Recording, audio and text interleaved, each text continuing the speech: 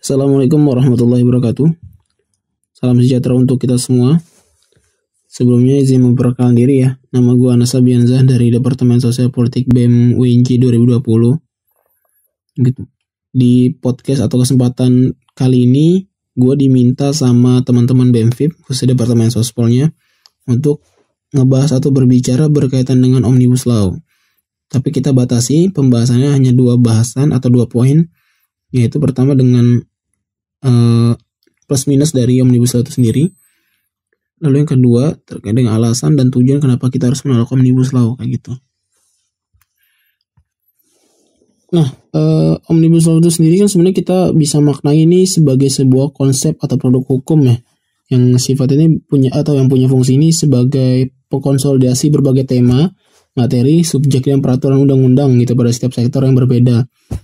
Jadi bahasa sederhananya satu undang-undang itu bisa mengubah banyak undang-undang lah gitu. Itu adalah konsep atau sedikit arti dari Omnibus Law itu sendiri gitu. Sebenarnya Omnibus Law ini juga kan cukup asing lah di Indonesia gitu, karena kita sebelumnya itu belum pernah mengenal istilah Omnibus Law.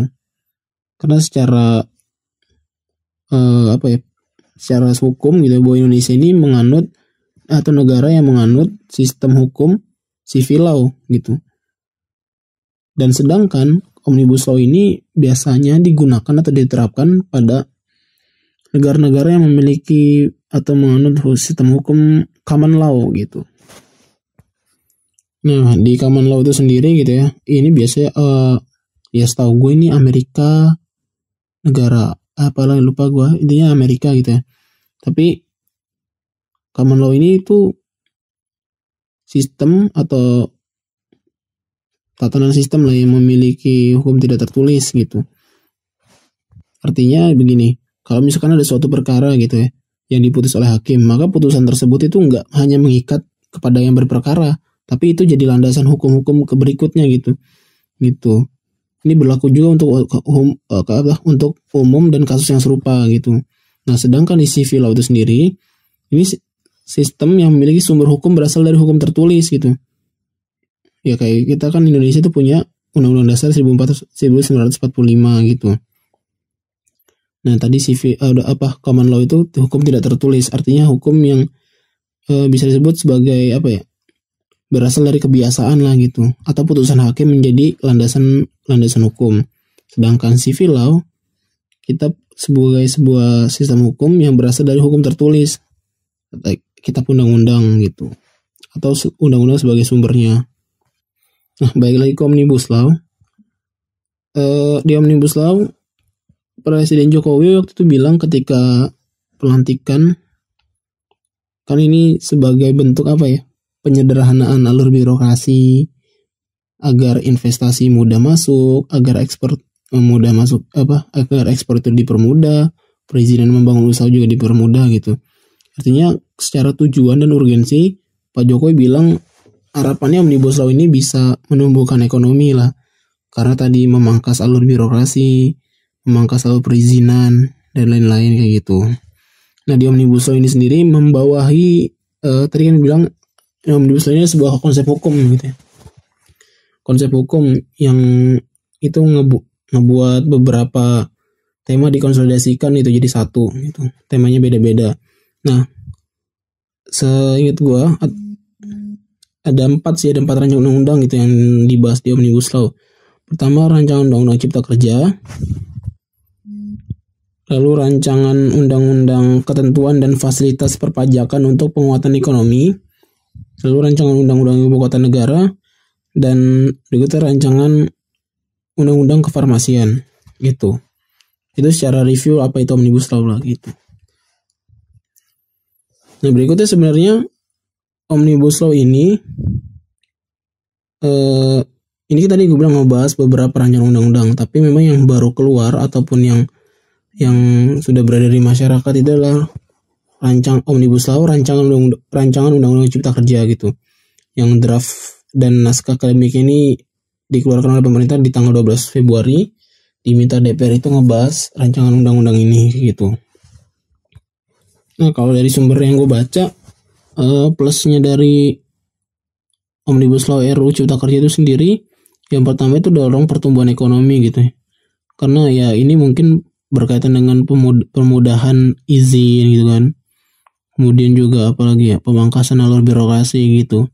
Jadi bisa akhirnya menumbuhkan atau mempercepat pertumbuhan investasi gitu. Dan juga sebagai bentuk reformasi birokrasi gitu.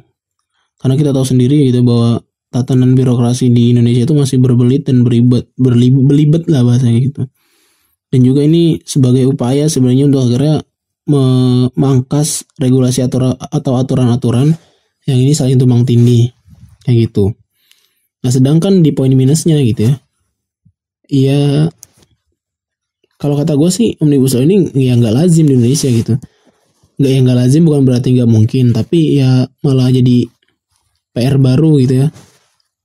Jadinya kan kacau atau sistem peraturan perundang-undangan jadi agak kacau lah bahasanya kayak gitu. Ini nggak lazim di Indonesia. Itu minusnya. Lalu skema tenaga kerja ini yang banyak diubah gitu ya. Karena di RUU Cipta Kerja ini kan secara garis besar tuh ngebahas terkait dengan ketenaga kerjaan juga ya. Kemudian juga banyak ketimbulnya khawatiran hak dan kesejahteraan pekerja ini yang dinomor sekiankan lah bahasa kayak gitu. Kemudian juga sanksi gitu ya, sanksi pidana gitu terhadap sektor tenaga kerja ini juga beberapa kan akan dihapus gitu. Itu adalah secara garis besar gitu ya minus dari Omnibus Law rancangan undang-undang Cipta Kerja itu sendiri. Nah itu kurang lebih plus minusnya yang gue ketahui tentang Omnibus Law RUU Cipta Kerja ini.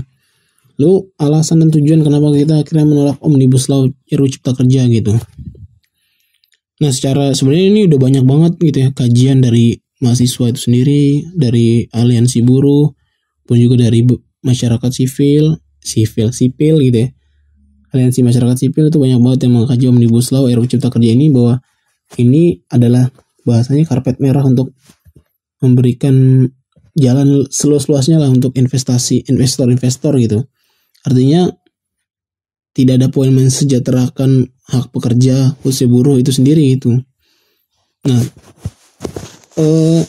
pertama dari segi formil RUU Cipta Kerja ini, Omnibus Law RUU Cipta Kerja ini ya dinilai cacat gitu. Karena sifat pembahasan ini yang sangat tertutup sekali gitu. Bahkan terkesan terburu-buru. Bayangin aja gitu sekian banyaknya pasal dan sekian banyaknya pasal gitu ya diminta untuk dibahas selama 100 hari gitu. Tapi sebelumnya juga ya dalam pembentukan draft dan naskah akademiknya itu terkesan tertutup sekali gitu. Padahal teman-teman kalau kita ketahui dalam Undang-Undang Nomor 15 tahun 2019 ini sebuah undang-undang yang mengatur berkaitan dengan peraturan perundang-undangan gitu ya. Khususnya pada bab 2 tentang asas pembentukan. Nah, tepatnya lagi pada pasal 5 gitu. Salah satunya disebutkan bahwa asas pembentukan perundang-undangan itu adalah keterbukaan. Iya, keterbukaan gitu. Namun ya gue lihat tadi gitu ya. Ini nggak transparan dalam pembentukannya gitu. Kemudian juga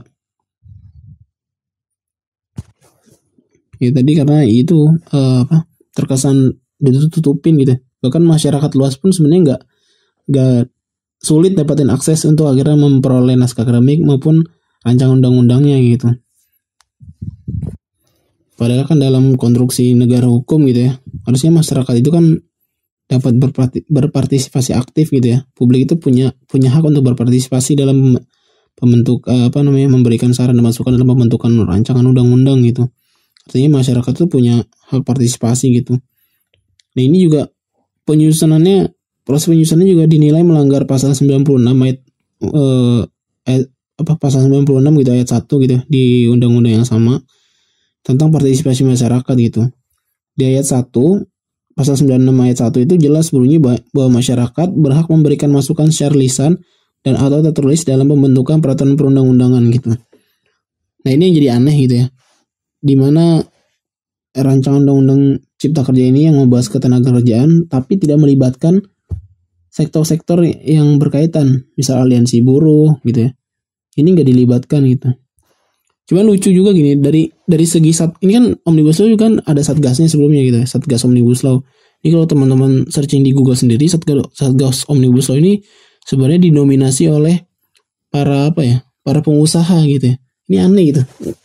Rancangan undang-undang untuk ketenaga kerjaan atau tenaga kerja atau buruh. Tapi isinya adalah isi satgasnya yang ngebentuk ini adalah para pengusaha gitu. Artinya ini kan yang nggak menutup kemungkinan dari rancangan undang-undang cipta kerja ini hanya mengangkat aspirasi dari pengusaha aja gitu. Bahkan beberapa aliansi buruh pun menyatakan nggak pernah ada perlibatan sama sekali gitu. Atau bahasanya buka obrolan pemerintah ke aliansi buruh itu nggak ada gitu. Nah ini juga dinilai melanggar gitu ya. Di pasal 96 ayat 1 Undang-Undang Nomor 15 tahun 2019. Nah selanjutnya di pasal yang sama dalam ayat 3 gitu disebutkan juga masyarakat sebagaimana yang dimaksud pada ayat 1 adalah orang perseorangan atau kelompok orang yang mempunyai kepentingan atas substansi rancangan peraturan undang-undang tersebut gitu. Nah lagi-lagi dalam proses penyusunan ini melanggar substansi dalam ayat tersebut gitu. Kenapa? Karena ya tadi ini kalau rancangan undang-undang ngebahas ketenaga kerjaan gitu. Tapi secara secara keikutsertaan dalam membahasnya itu nggak ada tuh yang namanya aspirasi buruh itu ataupun perwakilan buruh itu yang dilibatkan. Yang tadi gue bilang gitu, justru malah satgasnya isinya pengusaha semua gitu. Nah ini juga teman-teman kalau misalkan mau dicari, sebenarnya itu udah ada gitu ya, terkait dengan satgas omnibus law itu sendiri gitu. Maksudnya udah beredar luas gitu nama-namanya gitu. Nah ini orang-orang pengusaha semua gitu, yang isinya dari orang-orang Kadin itu sendiri. Ini kan aneh gitu bagi gue. Itu dari segi formil. Nah berikutnya kalau kenapa kita harus menolak? Ya menurut gue ini juga sebagai bentuk apa ya? Omnibus Law RUU Cipta Kerja ini bisa jadi ancaman bagi pekerja. Kenapa gue bilang begitu? Ya kenapa gue bilang gitu? Karena seharusnya ya hukum ketenagakerjaan itu harus mengandung 3 prinsip gitu. Ini juga gue dapat sumber dari teman-teman KSPI ya, Konfederasi Serikat Pekerja Indonesia gitu. Gitu bahwa hukum ketenagakerjaan harus menyangkut 3 prinsip. Pertama, prinsip kepastian pekerjaan atau job security. Lalu kedua, jaminan pendapatan atau income security. Dan ketiga itu kepastian jaminan sosial atau social security. Namun sayangnya gitu ya, di dalam RUU Cipta Kerja ini sama sekali tidak tercermin adanya kepastian kerja, jaminan pendapatan, dan jaminan sosial tersebut gitu. Nah, tidak adanya kepastian kerja ini sebenarnya tercermin dari sistem outsourcing atau kerja kontrak seumur hidup yang tanpa batas yang dirancang dalam RUU Cipta Kerja itu sendiri gitu. Itu karena dan TK atau tenaga kerja asing juga bahasanya yang nggak punya keterampilan itu gampang banget direkrut gitu. Artinya perizinan itu nggak lagi terkait dengan tenaga kerja asing nggak sistematis lah bahasanya gitu. TKA yang nggak punya kemampuan pun gitu ya, bahasanya TKA kuli lah, itu bisa gampang banget direkrut gitu. Lalu tidak adanya kepastian pendapatan ini juga terlihat dari hilangnya upah minimum gitu yang ada di dalam RUU Cipta Kerja.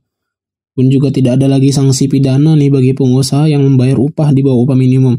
Sebenarnya kan sebelumnya di RUU di Undang-Undang Ketenagakerjaan Nomor 13 tahun 2003 itu kan diatur gitu. Ketika perusahaan ataupun sebuah perusahaan lah bahasanya gitu kan, yang tidak memberikan hak upah nggak sesuai dengan undang-undang itu kan dapat sanksi gitu. Namun di rancangan undang-undang Cipta Kerja ini justru malah hilang gitu. Artinya di sini pekerja atau buruh ini tidak punya kepastian pendapatan kayak gitu. Pun ada juga wacana untuk menghilangkan pesangon dan lain-lain kayak gitu. Kemudian juga untuk ketidakpastian jaminan sosial ini tercermin dari sistem outsourcing gitu ya, yang sifatnya itu kerja kontrak itu dibebaskan gitu. Jadi seperti jaminan pensiun, jaminan hari tua, jaminan kesehatan dan lainnya itu nggak ada lagi diatur dalam RUU Cipta Kerja ini gitu. Tapi yang harus jadi bahasanya garis besar yang harus kita garis bawahi gitu ya terkait dengan ini adalah outsourcing itu yang diperlakukan seumur hidup gitu. Karena di dalam RUU Cipta Kerja itu outsourcing itu bebas dipergunakan di semua jenis pekerjaan gitu, dan nggak ada batas waktunya gitu. Nah, dengan demikian kan buruh bisa jadi outsourcing seumur hidup gitu. Padahal dalam Undang-Undang 13 tahun 2003 gitu, outsourcing itu hanya dibatasi untuk 5 jenis pekerjaan yang bukan core bisnisnya gitu. Nah, dengan ketentuan ini ya bisa dipastikan lah perbudakan modern gitu ya akan terjadi di mana-mana gitu. Bahasanya perusahaan akan banyak banyak berbondong-bondong gitu ya untuk memperkerjakan buruh outsourcing gitu. Dan kemudian juga gampang merekrut lah bahasanya gitu, tapi gampang juga mecat gitu karena tidak ada kepastian jaminan sosial dalam pekerja itu sendiri. Nah, kemudian juga sanksi pidana yang hilang nih di rancangan undang-undang cipta kerja gitu. Jadi sebenarnya kan di dalam undang-undang 13 tahun 2003 pengusaha yang tidak memberikan kepada pekerja atau buruhnya yang memasuki usia pensiun ini dapat dipidana gitu dengan pidana penjara paling sedikit 1 tahun, paling lama 5 tahun gitu, dan atau dengan paling sedikit denda 100 juta gitu. Nah, dalam RUU Cipta Kerja justru mana sanksi pidana ini dihilangkan gitu. Kemudian juga pengusaha yang masih di undang-undang yang sama gitu, Undang-Undang 13 tahun 2003, pengusaha yang melanggar ketentuan berikut nih. 1A, memperkerjakan TKA wajib memiliki izin tertulis dari menteri atau pejabat yang ditunjuk. B, membayar upah lebih rendah dari upah minimum. C, kewajiban untuk membayar pesangon kepada buruh yang di PHK dipidana dengan pidana penjara paling sedikit 1 tahun dan paling lama 4 tahun. Gitu. Nah, dalam RUU Cipta Kerja ini sanksinya juga nggak ada nih. Pelanggaran dihilangkan lah bahasanya gitu. Karena ya berarti kan tadi gitu ya. Gampang banget ngerekrut TKA tanpa harus mengantongi izin tertulis dari menteri atau pejabat terkait gitu ya. Kemudian juga secara upah gitu ya, tidak ada tidak ada kepastian yang pasti gitu. Karena ya nggak masalah gitu loh mau bayar upah lebih rendah dari upah minimum karena nggak ada sanksi yang menghukum perusahaan itu sendiri. Nah, itu dari segi RUU Cipta Kerja bisa jadi ancaman bagi pekerja. Lalu berikutnya alasannya gitu ya. RUU Cipta Kerja Omnibus Law ini bisa jadi ancaman bagi lingkungan. Kenapa gue bilang begitu? Karena sedikit mengutip dari jurnal politik lingkungan gitu ya. Karyanya Syafwan Rozi. Beliau berpendapat bahwa sebenarnya negara itu harus berkomitmen dan mengedepankan prinsip berkelanjutan serta memperhitungkan naiknya kualitas hidup warganya dalam melaksanakan pembangunan. Maknanya, setiap kebijakan yang dibuat oleh negara itu harus punya perhitungan jangka panjang ya, dampak bagi lingkungan dan kehidupan warganya. Nah, realitanya nih ya di Indonesia gitu ya, mengatasnamakan kemudahan dalam berinvestasi. Nah, wacana Omnibus Law ini dikeluarkan gitu, dan dalam rancangan Undang-Undang Cipta Kerja ini dinilai ini hanya akan menguntungkan korporasi besar jika disahkan atau diterapkan, serta berpotensi mampu menyampaikan hak rakyat atas lingkungan gitu. Kenapa bisa bilang gitu? Karena kalau mengutip katanya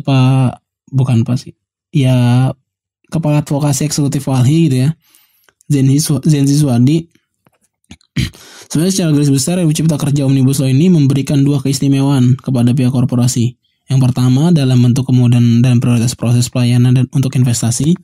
Yang kedua merupakan cara agar korporat ini bisa punya hak imun lah dalam konteks hukum.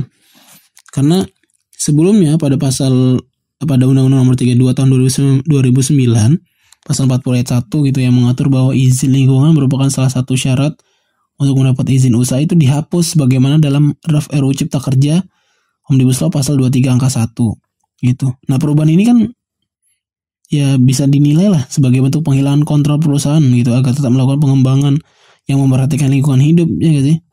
Gitu. Hal ini juga diperparah dengan dicabutnya wewenang pemerintah daerah, kota, kabupaten dalam perlindungan pengelolaan lingkungan hidup gitu. Jadi semua itu ditarik ke pusat gitu. Padahal kan pusat sendiri juga terbatas lah dalam mengakses informasi dan kewenangan di daerah itu sendiri gitu.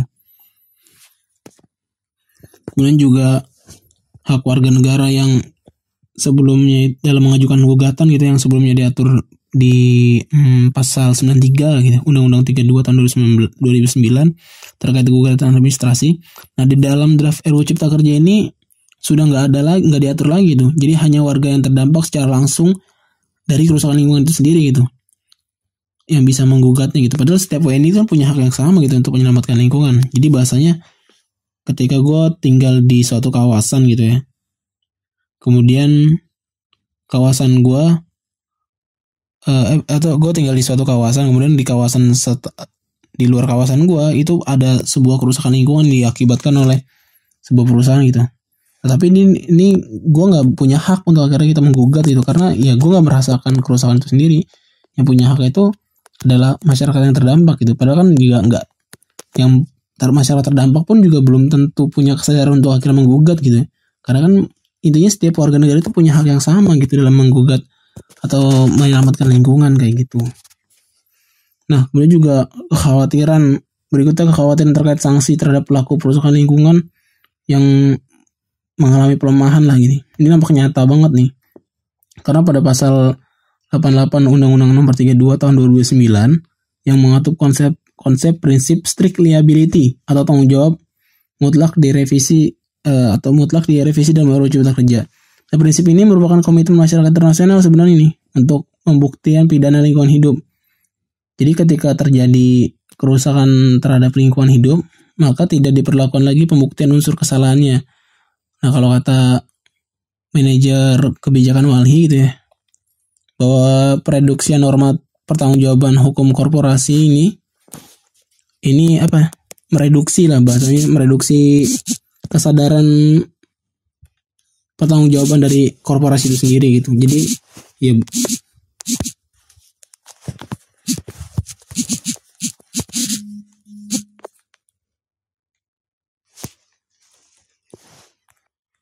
nah, di pasal yang sama juga gitu ya, ini berpotensi mengaburkan pelaksanaan pasal tersebut sih. Maksud gue pada pasal 98 dan pasal 99 gitu di nomor Undang-Undang Nomor 32 Tahun 2009 yang mengatur sanksi pidana bagi pihak yang melakukan kerusakan lingkungan. Nah, ini dalam RUU Cipta Kerja juga mengalami perubahan gitu. Yang intinya para pelaku perusakan lingkungan itu harus menempuh skema sanksi administrasi gitu yang diatur oleh pemerintah pusat gitu. Itu kalau dari gue sih. Jadi sebenarnya secara garis besar gitu ya, kenapa kita harus menolak, itu ada 3 gitu. Pertama dari segi formil, lalu ini sebagai kemudian juga yang kedua dari segi ketenagakerjaan, dan ketiga dari segi lingkungan. Harusnya itu mencerdaskan kehidupan bangsa, mensejahterakan rakyatnya, kemudian juga ya menciptakan iklim demokrasi yang baik lah gitu. Tapi ya dari beberapa yang udah gue jabarin, teman-teman bisa menilai sendiri gitu, apakah negara hari ini sudah sesuai dengan cita-cita bangsanya atau malah jauh dari cita-cita bangsa yang sudah ditulis di Undang-Undang Dasar 1945 kayak gitu. Itu aja sih dari gue gitu ya berkaitan dengan podcast pada kesempatan kali ini. Kalau ada kurang-kurang gue mohon dimaafkan gitu ya. Assalamualaikum warahmatullahi wabarakatuh.